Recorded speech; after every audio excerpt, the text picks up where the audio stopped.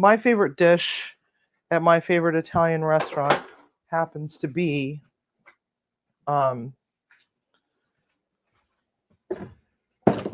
chicken marsala. And unfortunately, they took it off the menu. And what we're starting off with is an egg wash. This is going to be 3 eggs. And we're going to take some half and half, and we're going to splash about a half cup of half and half in there.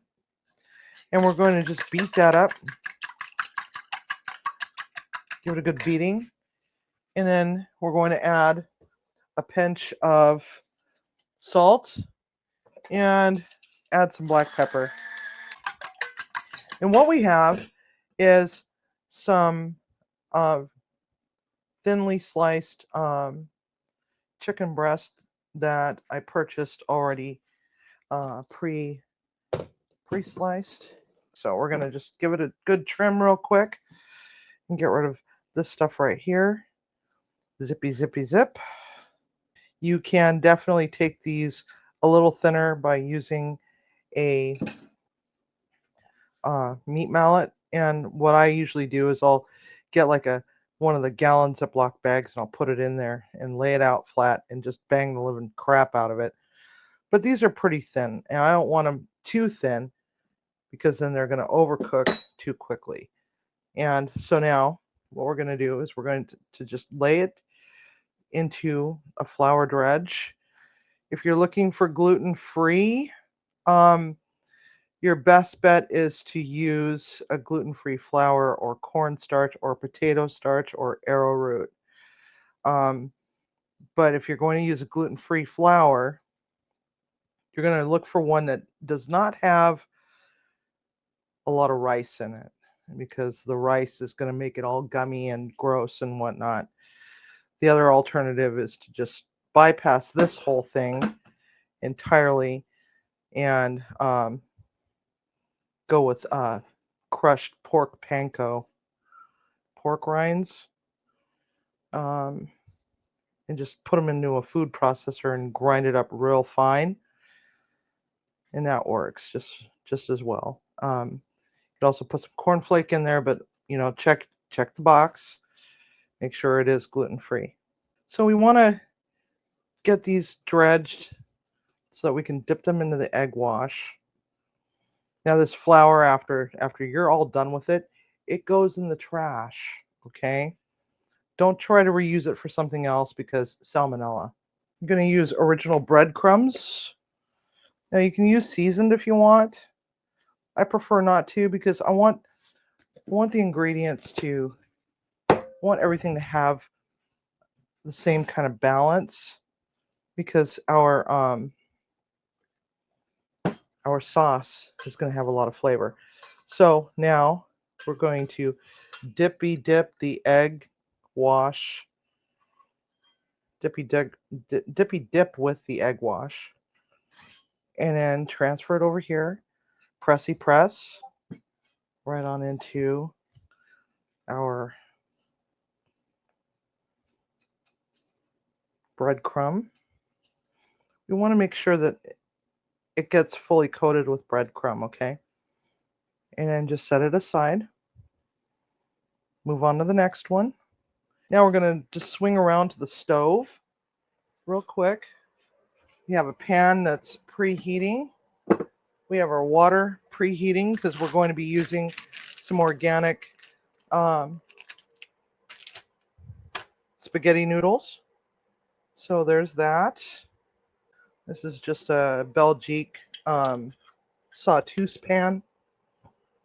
I'm going to hit it with some oil. That oil's got a lot of good movement. You want to make sure that you have a pretty good amount of oil in there, but not too much that you're going to end up with, deep fried chicken. Our oven is at 375 degrees because we're going to actually pop the chicken parm in the oven to finish. And now we're just going to lay these down gently because there is oil in there and you could burn yourself. So just lay it down in there. And we're just going to let it get happy on the stove for a bit. All right, so it's been a few minutes. We're going to take a look and see how these are doing. And we see we have golden brown deliciousness here on our chicken. Use some tongs and pick it up gently so you don't disturb it. That's why you only flip it once, okay? Don't play with it and flip it and flip it and flip it and flip it, because you don't want to break that, because you need that for the sauce so that it can really grab onto the protein.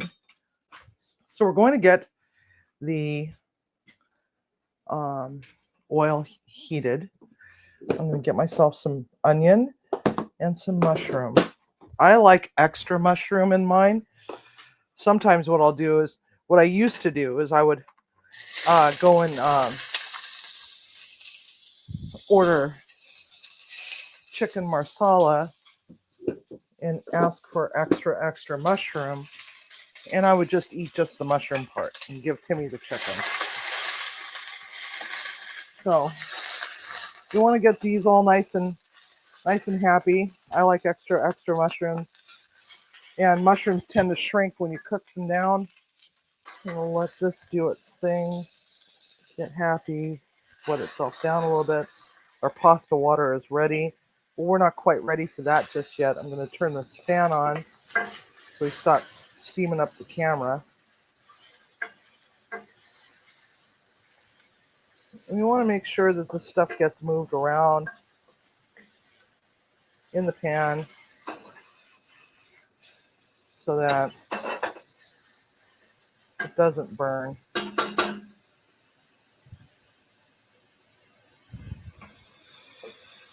And let me know in the comments which one's your favorite. Do you like chicken parmesan or do you like chicken marsala? And one of the things I did forget to bring home was an orange. I like to put like just a little touch of orange juice into my chicken marsala. But we are going to put a little hint of nutmeg in it. And when I say a little hint of nutmeg, I mean like a little, barely even a pinch, like maybe a third of a pinch. Just enough to give it a fragrance. And we got some fond on the bottom of the pan from the sugars from the onion. So we are going to deglaze the pan with some sherry. I like mine really drunk, so here we have that.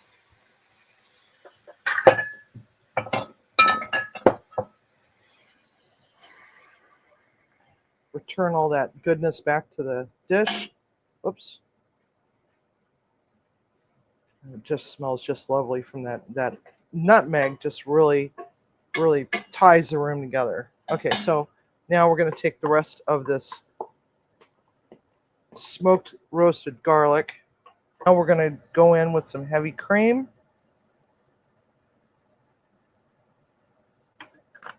And we're going to let this cream reduce, but we're also going to add a little smidge of chicken bouillon. Okay? Like about a teaspoon of chicken bouillon.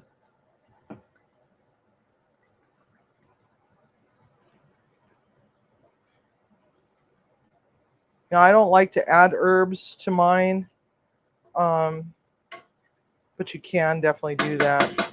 I don't recommend using the paste. I would recommend using fresh. That way your sauce doesn't turn green. Now that we've got this almost assembled, we're going to take this pasta and we're going to dump it right on in to the pot that we have that's boiling on the back of the stove. You guys know how to boil pasta by now. Lay it in there. You're going to want to stir it a few times, agitate it so it doesn't leave this big clump of gummy madness on one end. So give it a stir while this is doing its thing. And at some point we're going to drop that chicken back in there and let it finish in the sauce. It's going to be a few minutes. So let's get our pasta stirred. You're going to want to stir this a few times just to make sure that we're not clumping together. This is starting to get all nice and bubbly. We are going to give it a taste just to see where the salt is. It needs a little, just a smidge more salt. And this is really starting to reduce. So now we're going to just go in and we're going to grab our chicken and we're going to just lay it in there.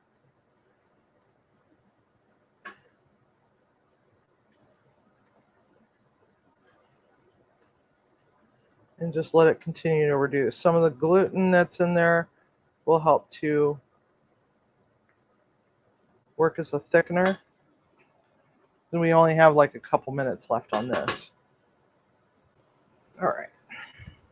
So now what we're going to do is we're going to take it out. We're going to put it in the dish. And we're just going to hold the chicken anyway. There we go. Let this continue to reduce. And it'll just be a couple more minutes. All right.